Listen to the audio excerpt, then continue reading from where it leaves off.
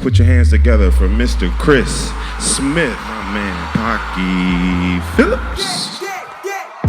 Man, I'm so excited, man. Good to see y'all. Really good to see y'all.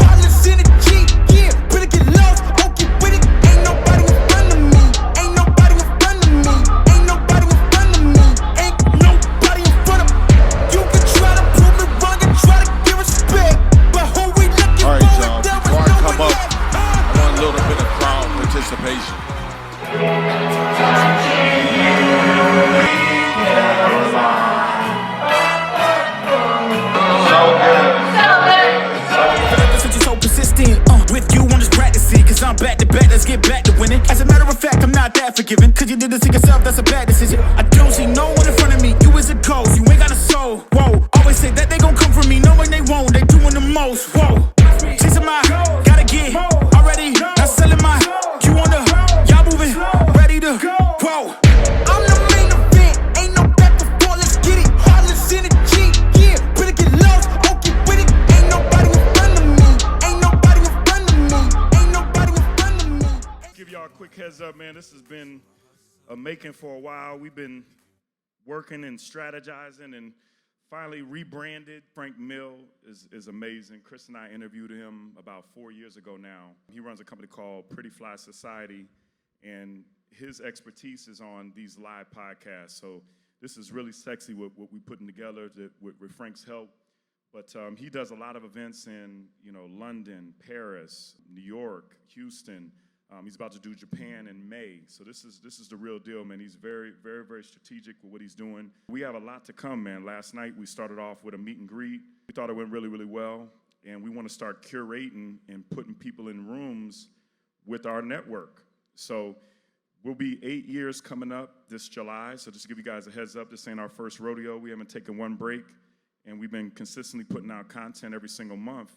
And what Frank is mentioning is, man, we got to start bragging. We just won the award for the best local, podcast here behind, Sean Kelly and Misha Tate and Jake Shields. And so we really want to start elevating what we're doing. Appreciate that. Thank you. Appreciate that. Donnie, shout out to your wife, man, starting to clap. I see you.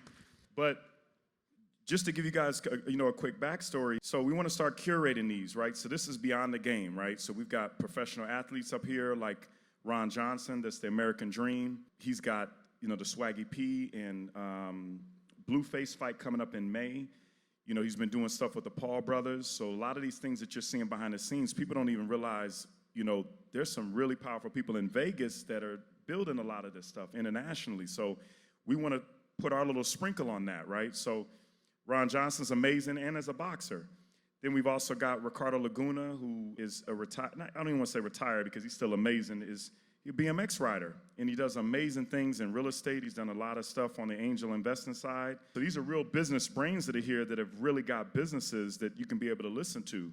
And then we've got Morris Jackson that's building the Holland, which is an Esports franchise. We got his business partner in the front row, Brandon Parker, who's been on our podcast, man. So shout out to him. He's playing, are you with the Falcons now? Jesus Christ, my bad, 49ers.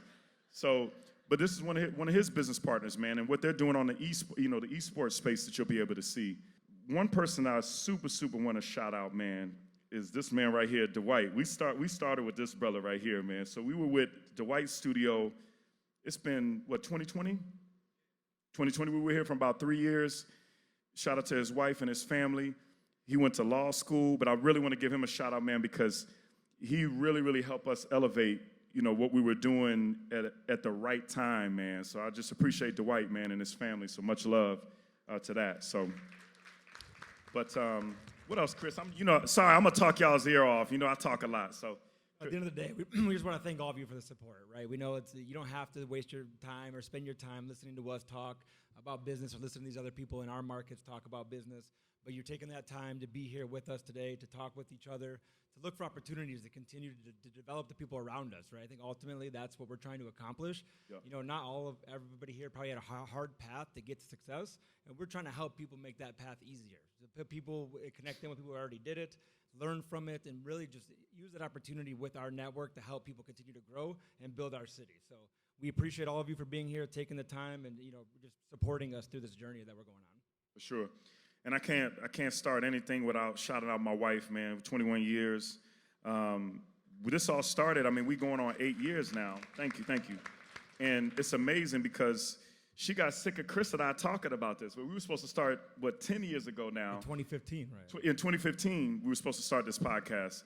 And I'm going to be honest with you, she was like, look, either shut the hell up or start this, and I'm going to help you, but we need to really do this because, you know, me and Chris have always worked really well together, man, and you want somebody that's opposite of you that you can bring, you know, that chemistry and build a business with. So we're really killing this, man. But again, appreciate y'all. Appreciate the support. So Morris Jackson, man, you up, brother? Let's roll.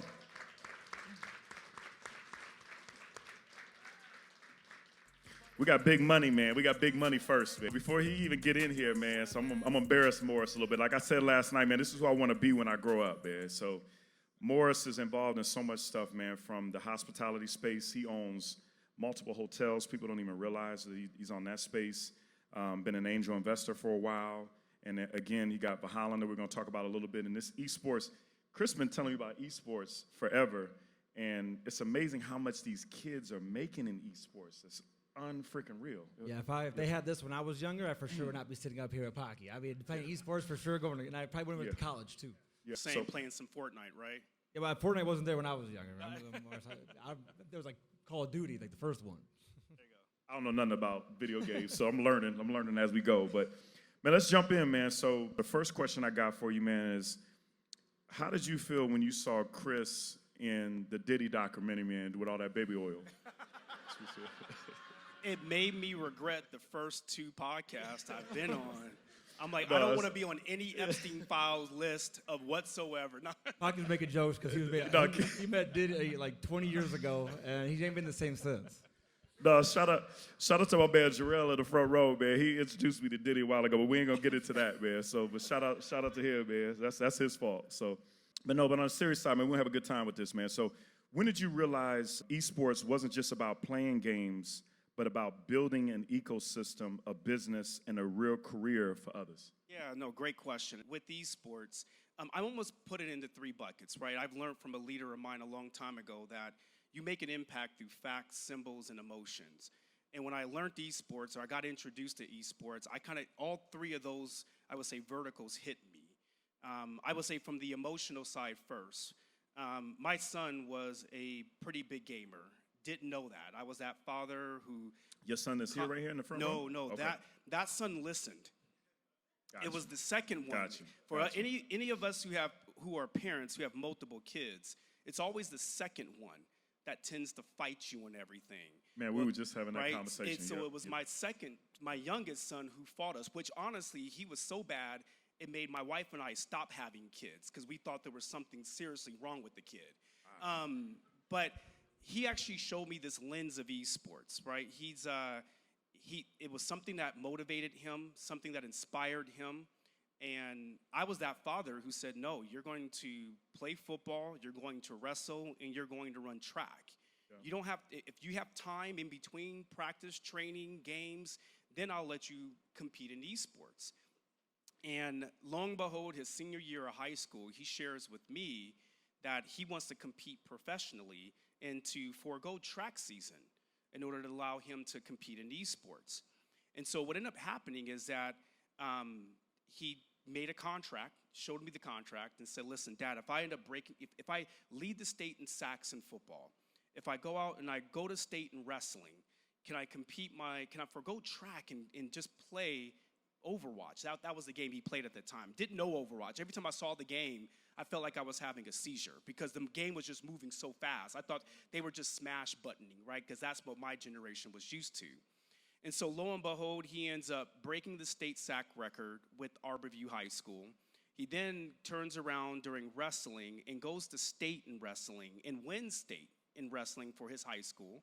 First time Arborview's ever won a state championship in wrestling.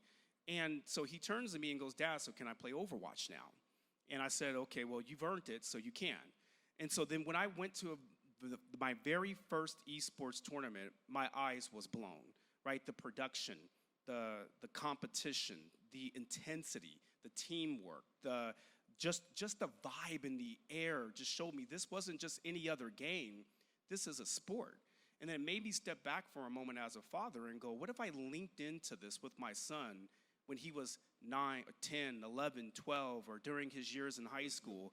What could he have done with this? I was just talking to Ricardo, and I don't know if I'm taking Ricardo's piece when he talks, but he was sharing with me about how his mother supported him with BMX and biking.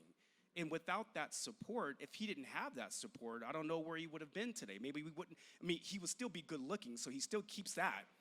The six pack. Yeah, in the six pack. But would he be riding BMX, right? It takes a support from families to really help their kids realize their dreams. And I just look at that moment as a failure for my part, because if I would have linked into that more, what could he have become to get into the professional world of esports? So that was to me, that emotional moment was an eye-opening experience for me. And then I would say so that was the emotion side that introduced me to the sport. And then when I looked at the symbols, right? You look at esports athletes today, they are creating brand identity. They are marketing engines. They are streamers who have thousands and millions of followers that are engaging with them on a consistent basis. They are the new future athletes of tomorrow, right? And you look at where robotics is going, and AI, and drone piloting. Everything's going to become, I would say, either digitized or just driven by technology. And so these are the kids who are developing the skills to be able to manage and grow and develop that for tomorrow. And so those symbols, as I was looking around going, okay, that, to me, there's something here. And then the facts, you just look at the facts. Over 50 million kids today under the age of 17 are gaming. Over 50 million kids are also watching games, not even playing games. And the age keeps getting younger and younger. The digital literacy is advancing faster than we've ever seen before. There's over 20 million kids that don't play traditional sports, but game. So where do all those kids go? And so that's where myself, Brandon, Mike Sherwood, who's also a partner here as well, we decided to build what we call today is Valhalla. We've been on this amazing journey of building I would call the new third space for kids. Because when I was a kid, the third space for me was the park. Now the new third space is this gaming environment. And rather than being a parent who's pulling their kids away, we created a structured environment where kids can lean into and parents can lean into that really turns just average gaming into a skill development platform for a career. So that's what got my attention. Well, that's awesome. And I think, one thing you see, though, is that, like, the traditional paths in regular sports, like NBA, NFL, and how you're there's a very linear way to go pro and navigate those kind of experiences through different phases of your life. With esports, they really don't have that anymore. Like, as of right now, they don't have it, but I know you're doing a really good job of trying to build that foundation and structure to kind of take people through that journey. As you're kind of developing those things and you're seeing how hard these kids are working, just like you would to try to go to the NBA, what are the biggest misconceptions that you think people have about how much work they are putting into this to really try to go pro, to really try to build that brand, where you may see your kid playing video games, to them, they're working hard. Yeah. They're doing a lot of stuff to try to make that happen. So what do you see the future of that kind of foundation and growth perspectives kind of moving into what direction? Yeah, no, so I would tell you that we are building it, and we have built it, which is great. So you can say yesterday it wasn't there, but today it's there. And tomorrow it's going to just continue to get better and better. I think we've all seen with any type of sport, whether it's football, baseball, basketball, there's a lifetime athlete development model, right? Where you typically, if I want my son to be a professional baseball player, I know I'm going to sign him up for T-ball, right? And then from T-ball, go to Little League, I go to high school, so on and so forth, right? Same with football, same with basketball, with AAU. There's all these programs out there where kids can train, develop, grow, and work their way up to become a professional. But then when you looked at esports, you didn't have that, right? To your point, Chris, it was a very fragmented industry. But it's not new to what we've discovered because, I'm pretty sure Ricardo will tell you BMX probably had it. We do know X Games formed because of the true ecosystem and infrastructure that was built with that. UFC went through it as well because, again, they took a fragmented industry with the competitive fighting and said, let's put this all under one roof. Esports has just been waiting for it. And so rather than us trying to take the traditional route where most people or most companies always focused on the professionals on down, we went from the youth up and said, how do we build infrastructure? How do we build an environment where kids can develop, learn, and grow and have support to have a pathway to get there? And so I would tell you, one of the misconceptions about esports is the fact that it's easy. It is not easy. The reaction time, I mean, these kids are making decisions in milliseconds. They are put in situations where it's constant pressure and constant some games are under constant attack. Like, I play Fortnite, and I don't know I don't know how they deal with it. Like, I can't even get off the plane and drop to the ground without getting taken out. Like, the strategies that they have to implement from beginning to end is unbelievable. I don't want to cut you off for 1 second, but I want Chris to step in, because that was what you were recommending for our kids. Is you were like, look, do it, because that pressure and strategy the stress of dealing with that helps you in other businesses. And the studies like Elon Musk and a lot of these other people in business, they've been doing video games for many, many years, and I didn't even know that. Yeah. Your point, Morris, really helps you kind of navigate complex environments very quickly. But I think with gaming is like anything else. You have to structure it in a productive way. I think the problem is we kind of throw kids to this experience and kind of let it go. So you really lose the ability to showcase like the economy of a Minecraft or the strategy of building something in Fortnite at a rapid pace. Like, if you could structure it that way, that's where the real benefit, I think, comes from. And the team games, from my understanding. Yeah, when you're playing team games online with people, you're building that camaraderie also. So. Yeah, just get in the right team, though, because a lot of people are rude online, I'll tell you that. Well, that's the key, right, is getting the right team. But kids need help with forming that team, because a lot of times they're playing with teams because it's their friends, but they're not building the team with the right roles of the person to help support that team.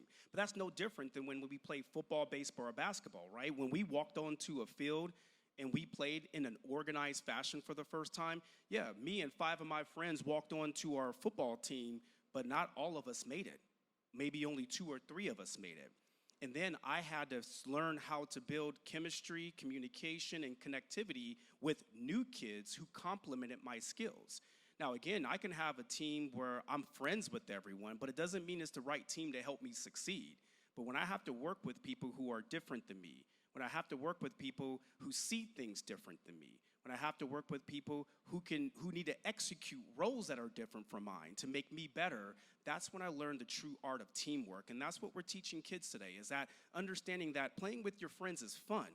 But if you want to be a professional, you have to learn how to play with people beyond you who can elevate you and who can upgrade you.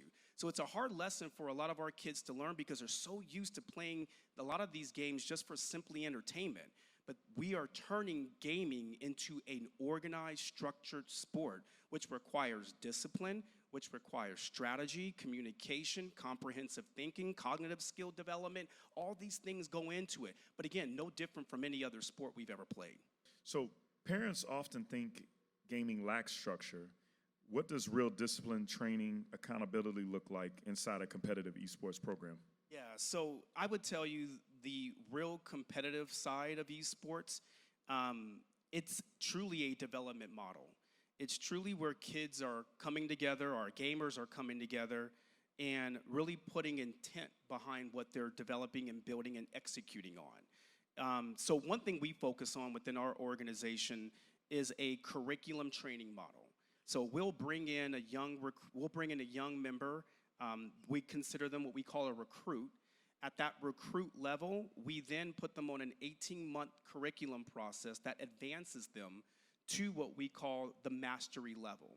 And so every single kid gets to compete at those different levels. So no different than what you see from karate and all the different levels and the belts. So the foundation, yeah, got it. Exactly, and because there's certain things within the games you have to understand and realize that's going to make you what we call a legendary player. And once you're at that legendary level, which we call that tier 5, then you really start to compete against the best of the best that are out there.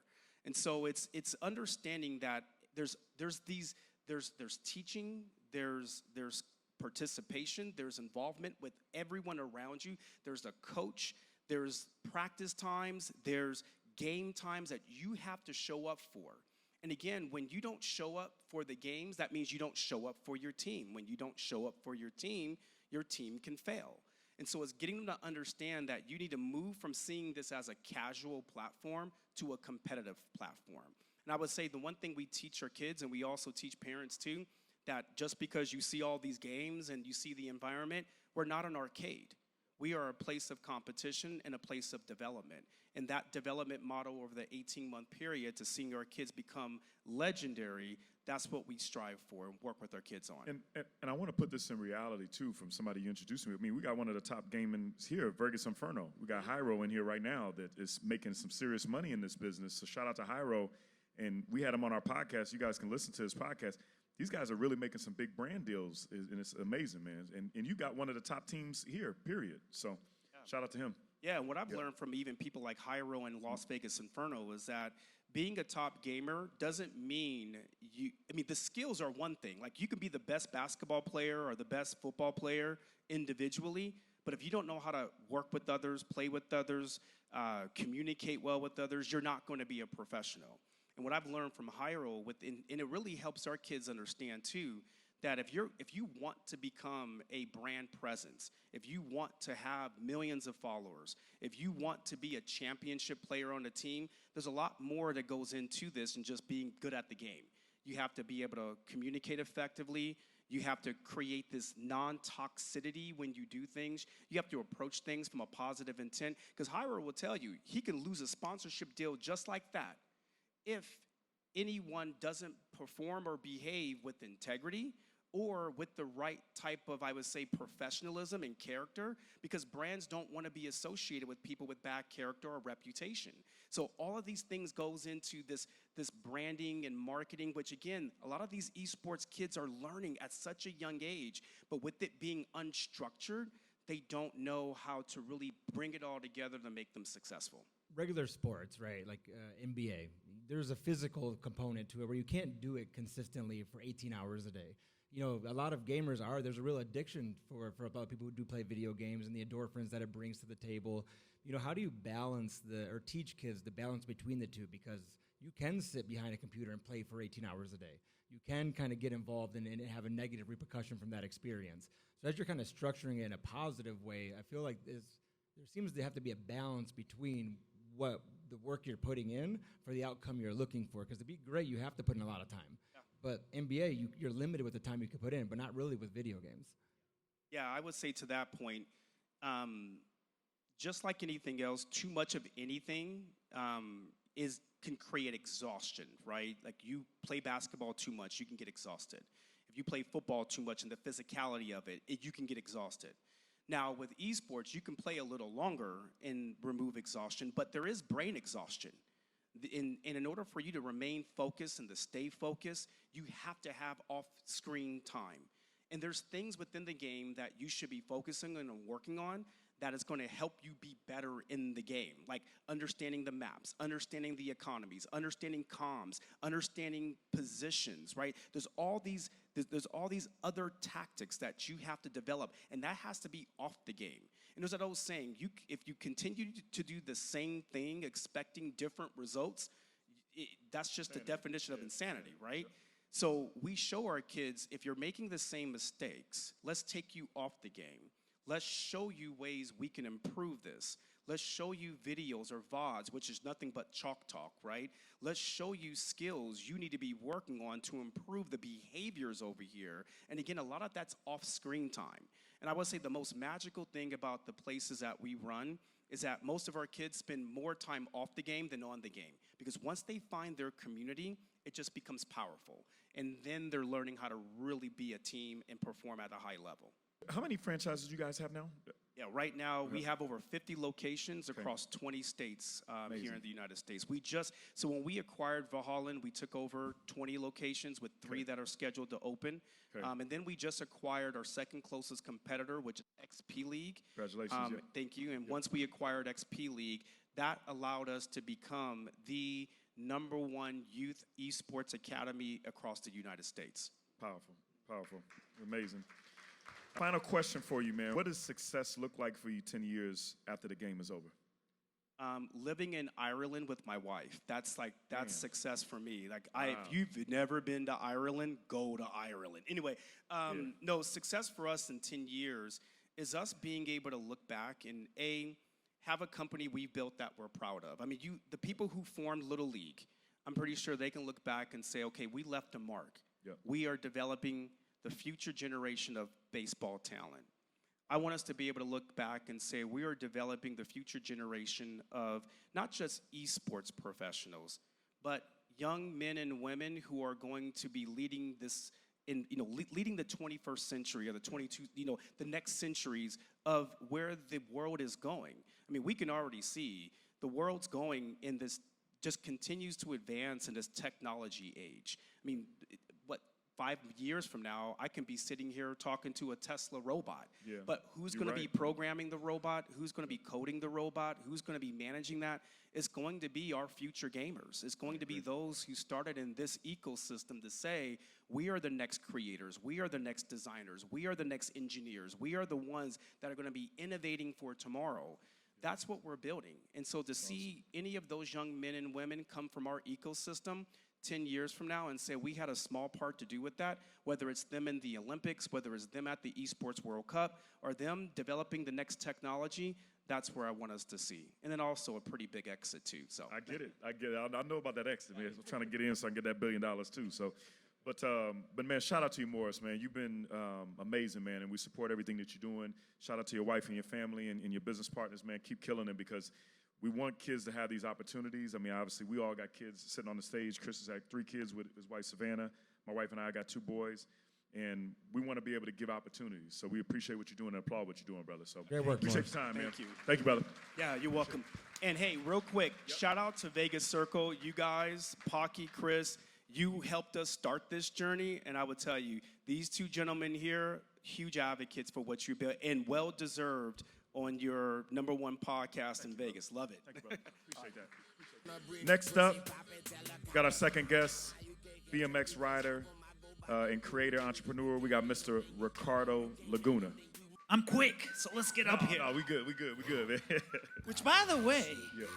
retired? Man, I feel like I'm I knew I said I'm that. on the trails with the I knew you was kids. gonna say that, man. I knew They're you was like, gonna when say is that. Grandpa gonna retire? And I just let my no. writings speak for itself. No. So- I see. I'll be watching your pictures, man. Like I told you, I gotta get my ab game up, man. I know you ain't retired yet, man. And I see what you're doing in your backyard is absolutely amazing. Thank you, can't wait to thank come you. by and check it But no, out. I need more comments like that so I get got more you. fueled up and got you, brother. let the I writing got you. speak for itself. I got you, brother. How are you guys? Muy buenas noches. Yeah. Ricardo, man. So I think we interviewed Ricardo I think it was 5 years ago, right? She's saying no, so I'm saying 4 years. So first question we got for you, man. So BMX is built on risk. I know you take a lot of risk, got a lot of businesses that you're involved in. How did that mindset prepare you for entrepreneurship?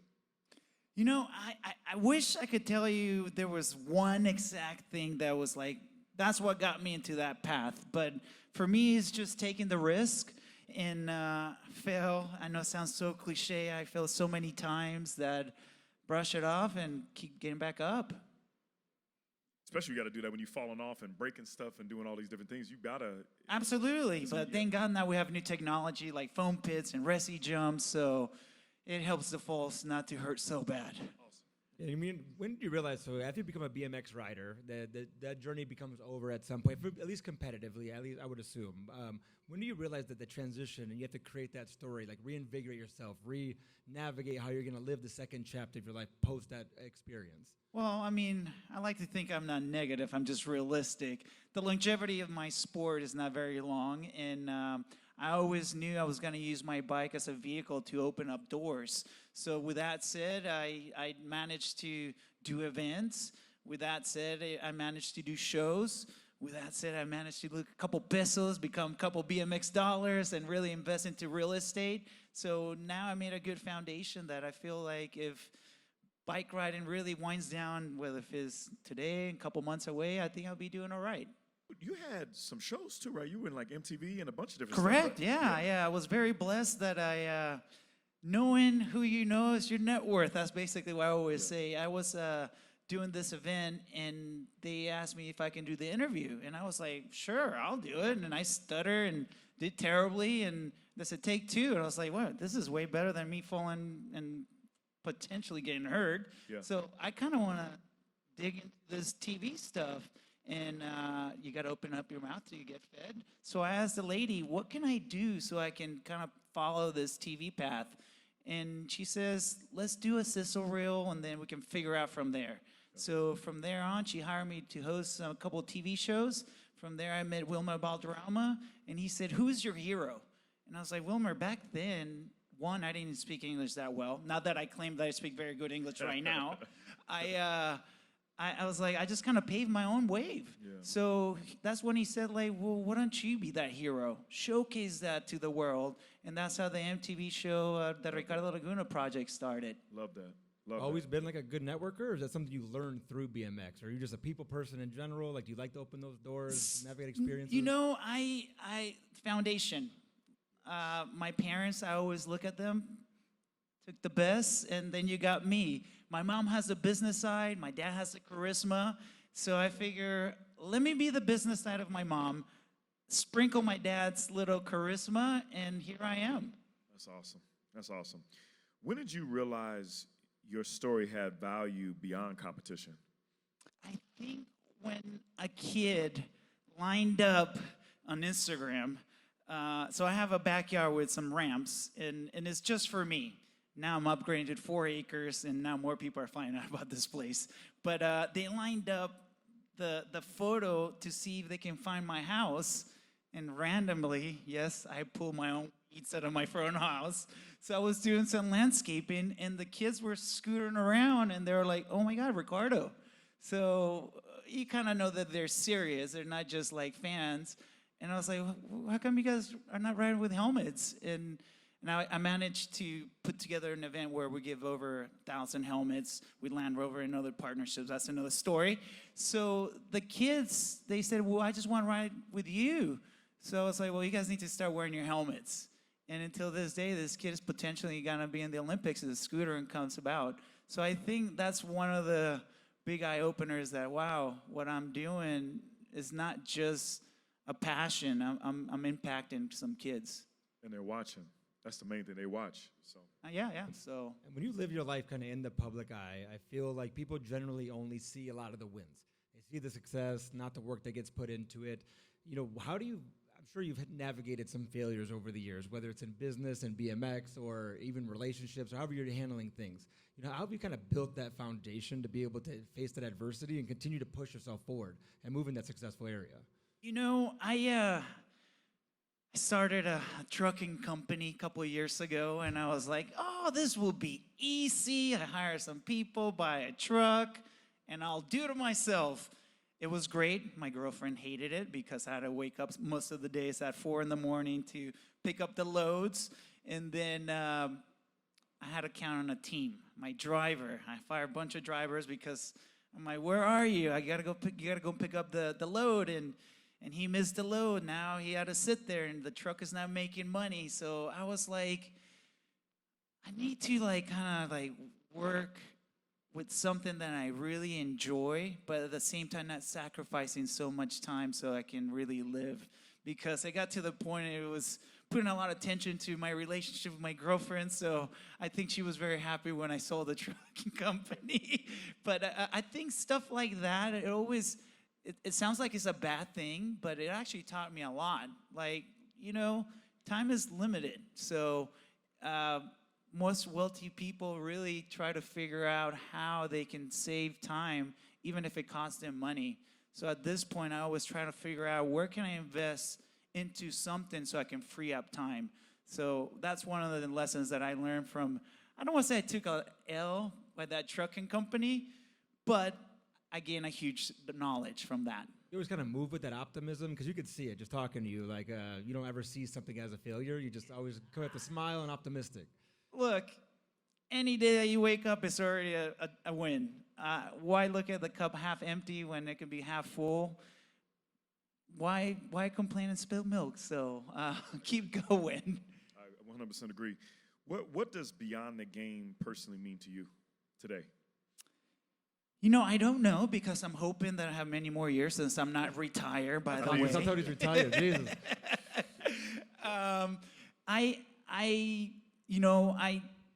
In my sport, I don't know when the end is going to be there. But I have a friend that he just turned 60. Believe it or not, he won what is that show called? America's Got Talent? Yes, that one. He won the America's Got Talent. And I always tell him, Gary, do not stop writing because you set the bar for me. So as of now, I have about 16 years left because he still makes money. He's still doing events. So I don't know how that's going to look. But what I am hoping that it's going to look like, I'm going to have a lot more free time, especially with so much technology out there. Since I do a lot of social media stuff, I actually have 2 assistants that they run my social media. And the way things are looking is I'm going to have to condense because technology is there that I really don't need them anymore. So I'm excited to see what the future presents itself to allow me after bike riding. What is the next thing? I know there's a lot of talk, which I spilled the beans. Ireland, we're visiting, so hopefully not move to Ireland, but you never know, maybe travel more. Last question for you. If the audience remembers one lesson from your journey, what should it be? I mean, for me, and I hope that you guys are picking this up for me, I'm living my life to the fullest. Maybe some people don't look at it that way because sometimes I don't even leave my house. I have my own gym, 4 acres or jumps. Assistants come to my house, so there's a reason why I don't leave my house. But to me, that's an amazing day. So I'm living my life to the fullest. If I really need to do something, I can make it happen. So that's what I look at as the best. Salute to you, Ricardo, man. We always appreciate your time, man, and keep killing all you're doing, man. Because I know you're involved in a lot of businesses, and is it a Facebook show? Because you got a comedy show. What can you just share the last part? No, of that? so Yeah. I work. It's called The Network. Okay. Collectively, as a company, we just reach over 300 billion views. We're the #1 channel You with said 300 billion. billion with a B. Yeah, 300. So it's the future's here. I mean, I heard it earlier. Someone said it. We're basically entertainers that, crazy to say, they're making actors from Hollywood money. So because social media, like it or not, is a huge thing in life right now. I've been seeing Pocky practice a stand-up, so I get it. Hey, this is the whole. I want to end with this. This is why. This is in our backyard. This is in Vegas. And he's doing 300 billion views. Is unreal. That's unreal. So, congratulations, man. Congratulations. Remember, that's just a company, not me. I just do a couple. But no. But the point is that you're involved in it. Yeah. You're involved in it. There's so much talent. So I salute what you're doing, brother. So Thank keep you, killing thank it, you. man. Thanks for your time, man. No, Appreciate muchas it, brother. gracias. Yeah. Thank you, dog. Always. Thank you, brother. Appreciate you. We got our last guest of the evening. We got Mr. Ron, the American Dream Johnson, boxing promoter. I met Ron probably 15 years ago now. We were talking about last night when we were hanging out. I don't want to say he's retired yet. He's still active, but he's got amazing things he's been doing. Like I said before, with the Paul brothers, he's got a fight that he's going to be talking about tonight with Swaggy P and Blueface. Man, let's bring up Ron, man. Salute. Welcome, Ron. All right, y'all. Before I come up, I want a little bit of crowd participation. It's one of my favorite songs, so if y'all can stand up and sing it with me. Let's go.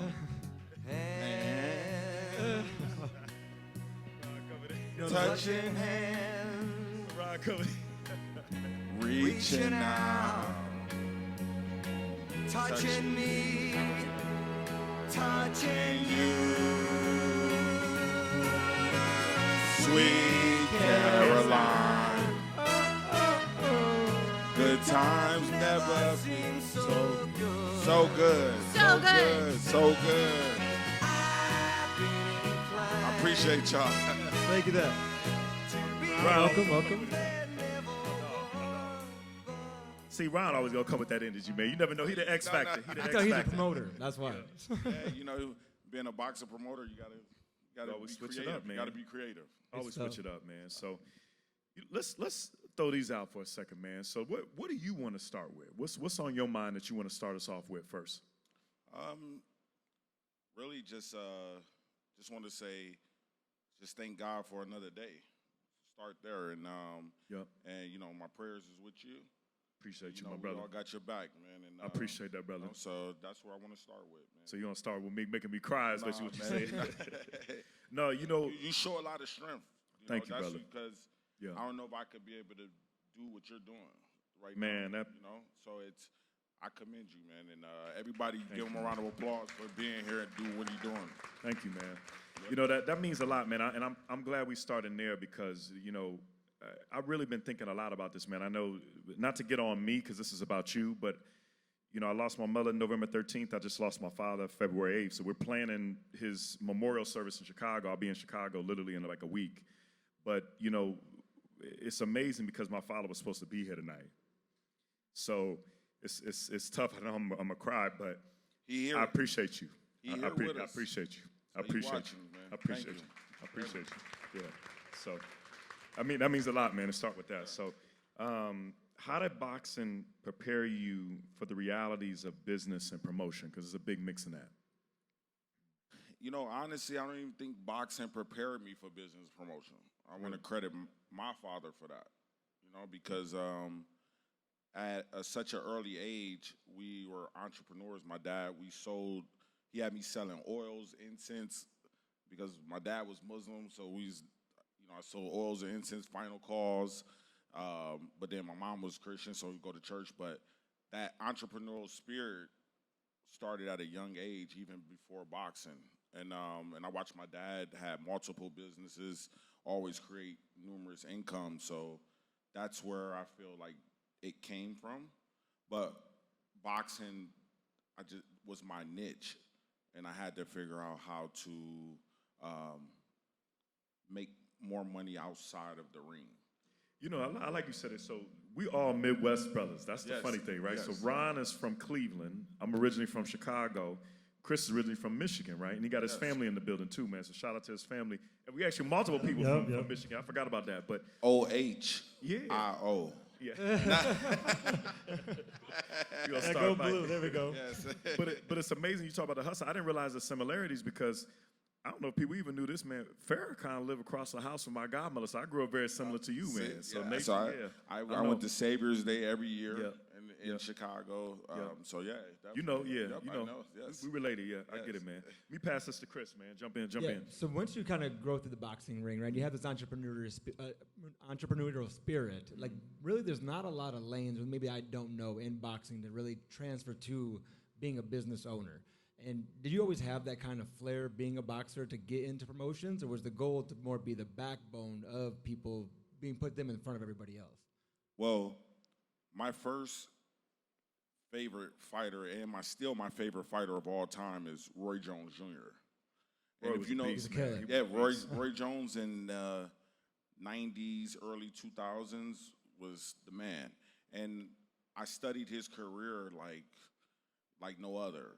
And, you know, he came right out and he did it his own way from start to finish. He was the first one to really have his own promotion company. People don't know he was the one that started Shane Mosley, Winky Wright. All of those guys, those former champions, got their big starts from Roy Jones. But Was he sponsored by Michael Jordan too? he was the first fighter to have a Yep. major sponsorship. You don't even see those things. He had his own shoe.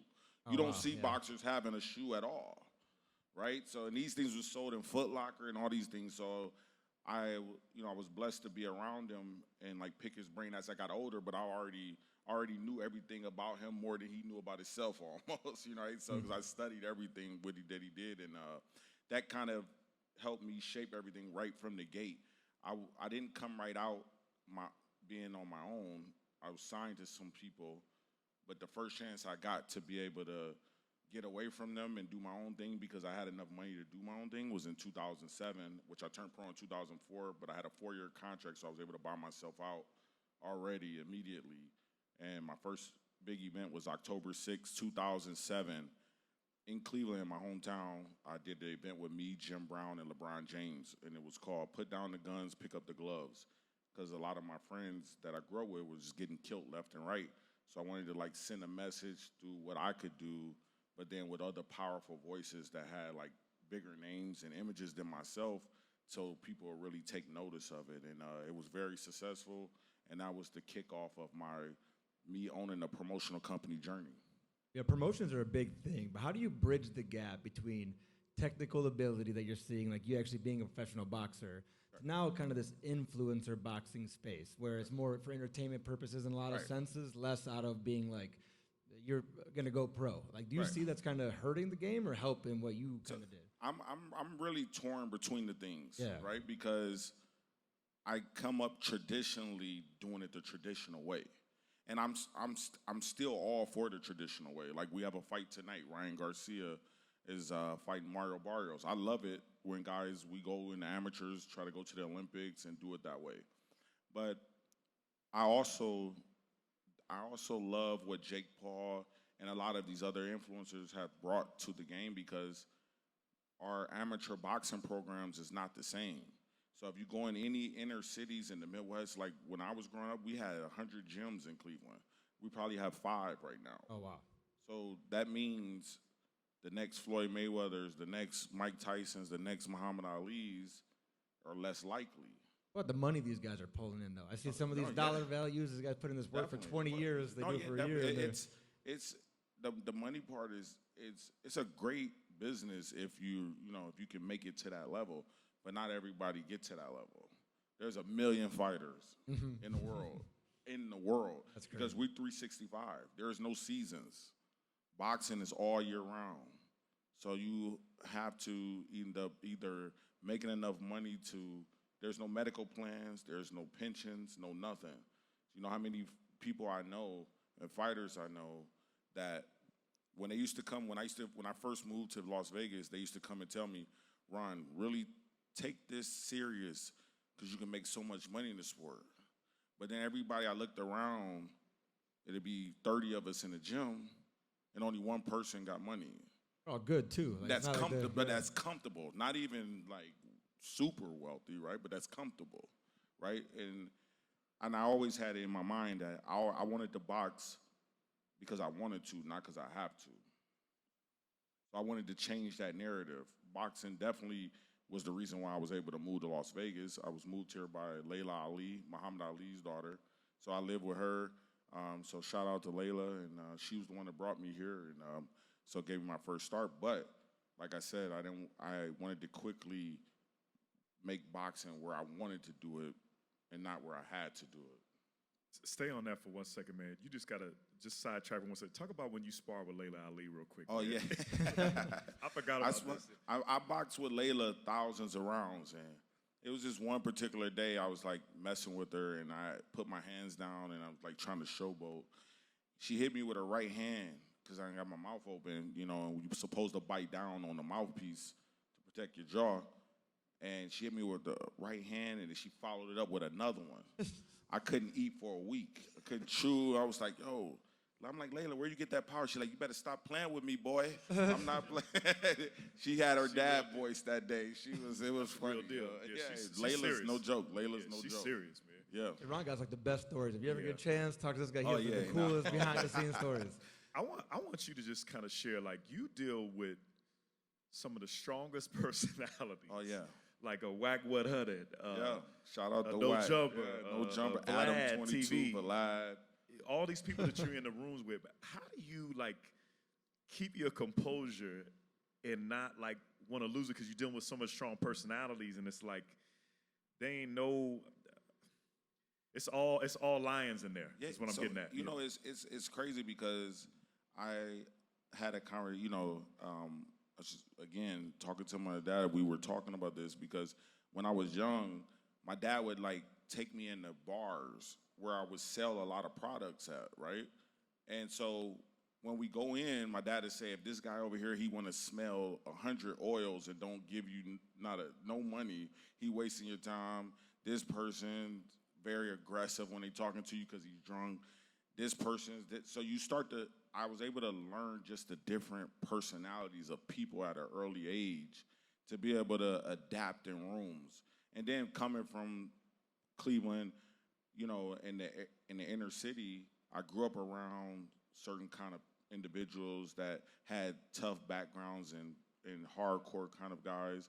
But then my uncle was the only person in our family that had a college degree. He was a doctor, so I knew how that kind of personalities are. Then I knew, like, being with the Nation of Islam, I knew this was kind of personalities is like. So it's just being well-rounded, and I love preaching about just that in general. I think just all of us, we all have kids, and just us as adults, because we still live in our lives and still trying to reach our goals.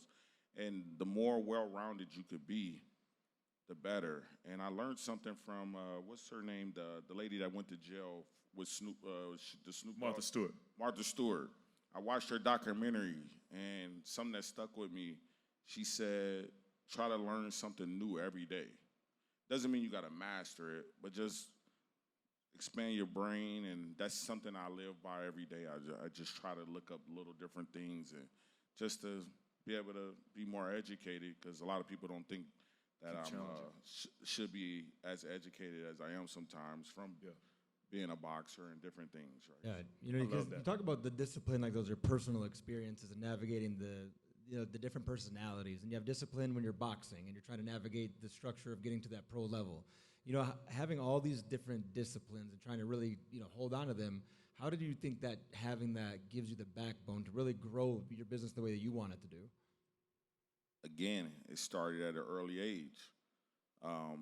Started with fasting, right?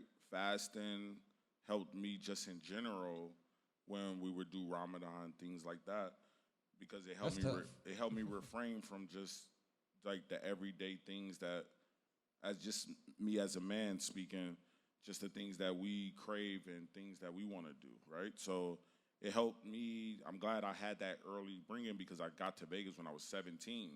So we had so and I'm with Floyd one night, I'm with Mike Tyson this night, so you could just imagine the things I'm around. But I'm the young guy, they're already who they are. I'm the young guy that's trying to make myself a somebody. So I had to really hold on to those strict values of certain things and depriving myself of a lot of things that is right in your face that's very easy to have. So you have to be disciplined in everything you do, no matter what walk of life it is. You intentionally now to yourself, like to set certain parameters to build that discipline even now at you're in this different environment? Oh, it's because I feel like if you're able to fight some of your strongest things that may not even relate to your business, then that's an easy thing, right? So it's like I love making love to my wife, right? But I know if I got a fight coming up and we can't do that for 8 weeks, and if I'm able to refrain from doing that, I can refrain from anything. And so that's powerful. No, as a man, no, you tell the truth. As a man, that's powerful. I'm just being real. See, Ron a real brother, man. I appreciate it, man. No, that's real. Yeah. That's real. What do you have coming up? It's in the Philippines, right? You got something coming up soon? So the first, I had to wait for a second because we were negotiating. Blueface was just getting out of prison, and I didn't know exactly when we were going to have his fight. And we were planning in L.A. at first, and we were planning, but I've been building in Miami a lot. So my first choice was Miami. I didn't want to deal with the L.A. stuff, right? Because it's like him and Swaggy both from L.A., and, if you know a little bit about their backgrounds, I don't get into the whole color stuff and those type of things. So I just didn't really want to deal with none of that. So I was like, hey, let's go to Miami. Let's keep it neutral. Miami's good, majority good weather all year round, positive place, and it'll be a good place. So I had to set that up first before I was able to let my good friend, the president of the Philippines, Bong Bong, he wanted me to come to the Philippines to do a series there, which kicks off in June. So June 13th, we'll be in the Philippines in Manila. Sounds fun. That was a question for my mother-in-law. I'm actually more excited about that, I think, than the blue, because the Philippines is amazing. It's amazing. I got a Filipino wife. Shout out to the Philippines. I was asking about it because honestly, we got family there. We got a house over in that area, man, and it's amazing because that just shows, again, Vegas, you doing stuff internationally, and it all comes back to Vegas, man. Right. And we keep having this. Chris and I were just having this conversation with Philippe Ziad, that owns the AI Hotel. Yes. And he was saying something to me. Spot. I like that spot. It's amazing. No, Thomas, he's got like 50 of them coming up. But something that he shared with me, being from the Middle East, same Lebanese background as Chris's family. But he says something to both Chris and I, and he was basically saying, look, Vegas, everybody looks at us internationally. Right. But we're such a small market compared to like a Chicago or a New York or an LA. But he's like, we got to start beefing up and sticking our chests out a little bit because Definitely. Because Vegas is an amazing place, man. I'm going to tell you one thing. Of course, I have a place in Florida, so I'm back and forth. Yeah. But eventually, I want to live, and I don't want to jump the questions because I know that was No, harder, you but good, yeah. eventually, I want to be in Greenwich, Connecticut, right? Because it's 30 minutes outside of Manhattan. Connecticut is, my family live in New England. It's Yeah, one I of know. the wealthiest areas in the United States. It's a beautiful place. But when I went there and visited, and I saw that I was looking at houses, and it was a cottage for $4 million. I said, "You got to take your ass back to Vegas for a little." That's real. It's not gonna work. I think that's like one of the number not one. gonna work. Yeah, it's like one of the number one markets in the world. It's no joke, bro. Yeah. But it's Vegas for business is, like I said, it's when you invite someone here and you want to do a deal. Very rare, unless they have a strict wife, they can't come. But more than likely, nobody says no to Vegas. No, not at all. It's a great place to live, to be able to just, hey, I need to come out for the weekend. If you need to bring them out and entertain them, you got millions of restaurants. 100%. And if they're doing good, they can come sit down at the Vegas Circle podcast. So pull it up. Make that intro. Make that intro. So it's all kind of things. So I'm glad you said something about that. Not to cut you off a second, and we always talk about this on our podcast, man. Vegas is the mecca, man, for food too, man. It's the mecca for everything. Yeah, it's kind of It's business. the mecca. Food. It's the fastest. Like when I moved here in 2003, it's been growing expeditionally crazy. Like to the point where, like yesterday, when we went to the mixer, I didn't even recognize where I was. I'm like, when did they build this? When did this happen? And it was like so dope. And I'm glad you guys like opened my mind up to just so much more than the normal things that I normally do in Vegas. Thank you, brother. That to not even know that none of this stuff exists. Like this place is cool. Love this. Last night was amazing too. We was out late last night, man. We was kicking it last night. Hey, I woke we up. Was kicking it last night. I woke up at 1 o'clock. But real. it was a good time, and Well, I I'm glad love you hanging slept in. out I with woke good up at people, 7. man. So give a shout out to Vegas Circle Podcast for opening up my. Let me know there's more to Vegas than I know, but thank you. And shout out to our sponsor, man. So Saffron Lounge, shout out to my guy, Chef Roman. Amazing guy, amazing food. They were a vegan spot before. And it's funny, it was Morris Jackson's, one of his favorite restaurants. So believe it or not. But shout out to him. And shout out to our guy, James Trader, too. James Trader in the front row, man, got one of the best omakase places here called Kase Sushi. My wife and I are there like all the time, man. So amazing food. And love sushi. Don't get scared from the omakase because omakase is expensive, but he's figured out the rhythm of making it very reasonable for people. So Great shout out to Kase. Nice. Shout out.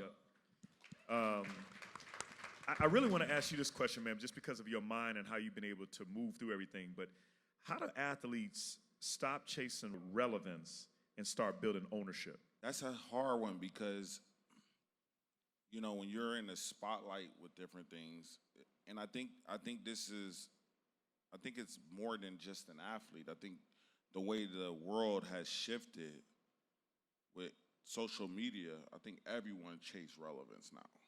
Well, it's a global playground. It's a global playground, right? So people, if they're not feeling accepted on social media, and it doesn't exist, if it doesn't count, if it's not there and people like it, then they take that as reality.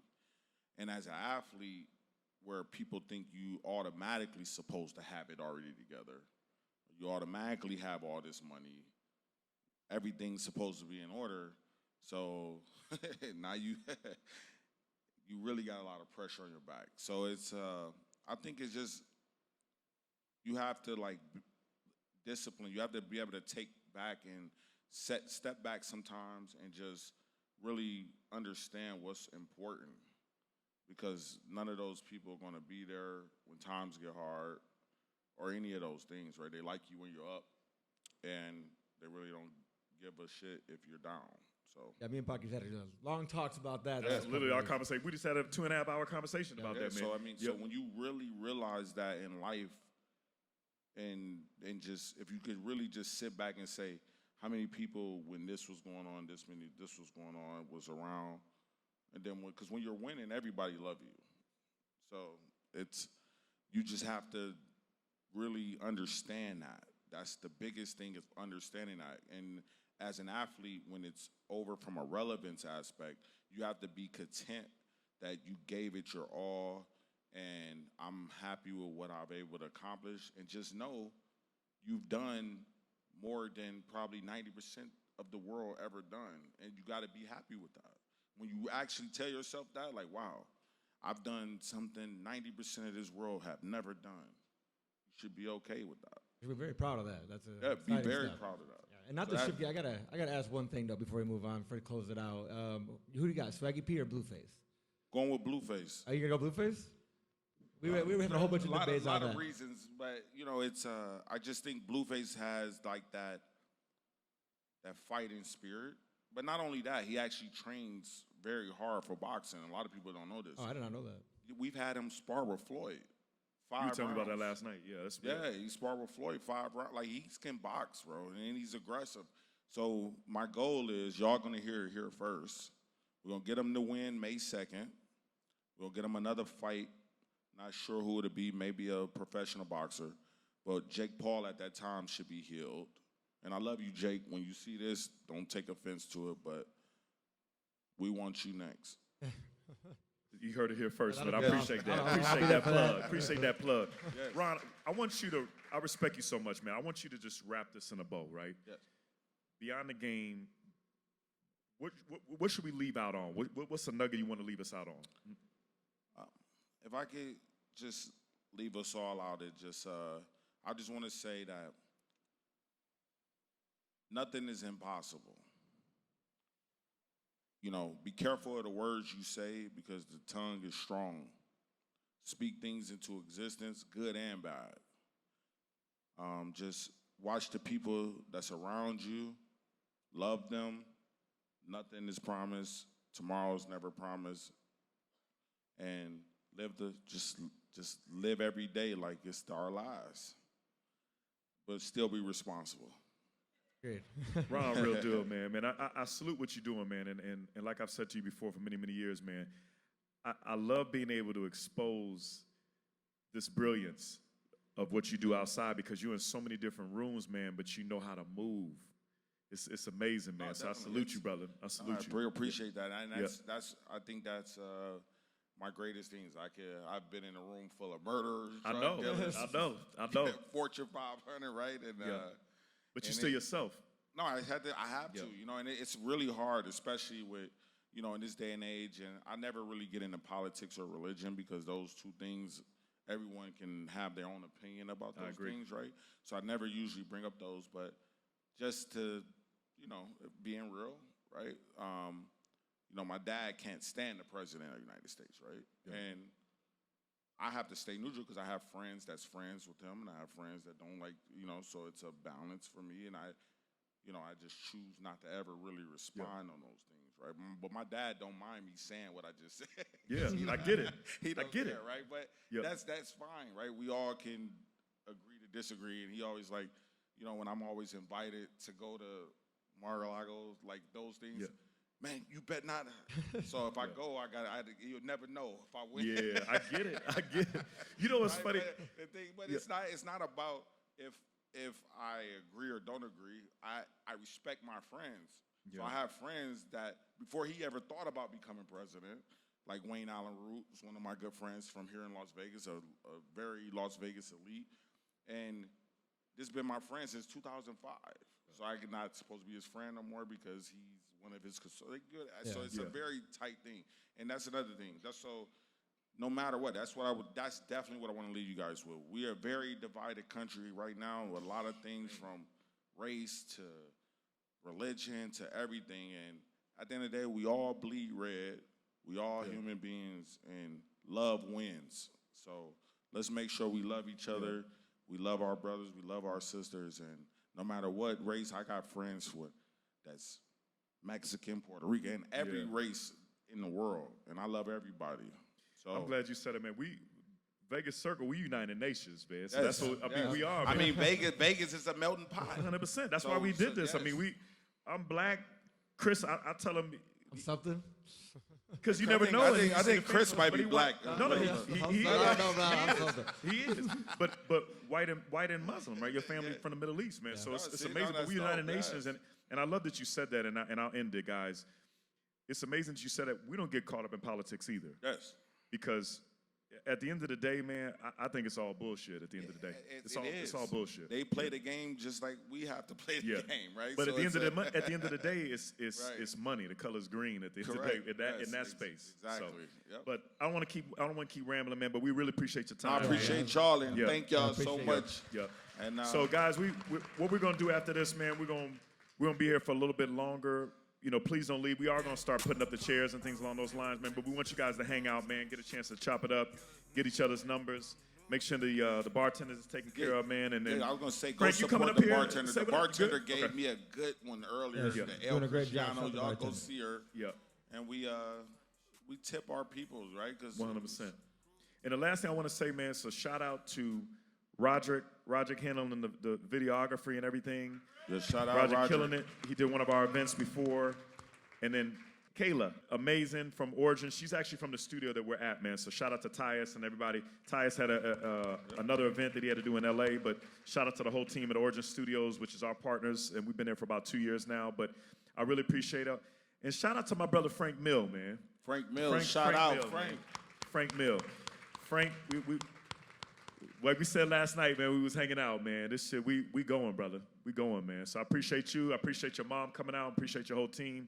And shout out to my wife, love you, and the support. And shout out to Savannah also, man. So appreciate everybody in this room. And we got a lot more to come. So please be paying attention, man. So shout out to the other two amazing entrepreneurs, man. Yes. I'm glad to share the stage with y'all. It's Yeah. an honor for me. Trust Yeah. me. Yeah. I was showing my kids, like, look, this is who I'm gonna be with right Yeah. here. So I was excited to be able to do this with you guys, bro. So I appreciate it. Thank And you. I appreciate, as soon as I called y'all said yes immediately. course. All Thank three you of guys. y'all, man. Yes. So appreciate all y'all, man. As soon as I Packy, called you, you said, Packy, you call me and say it's 100 guys over here. I'm saying yes, I'm coming. So don't got worry, you. I got you. I got back, you. bro. I'm here. well, respect, man. Thank you, man. Check us out at VegasCircle.com, man, and subscribe with us, and all love. Thank you. Appreciate you guys. Thank you.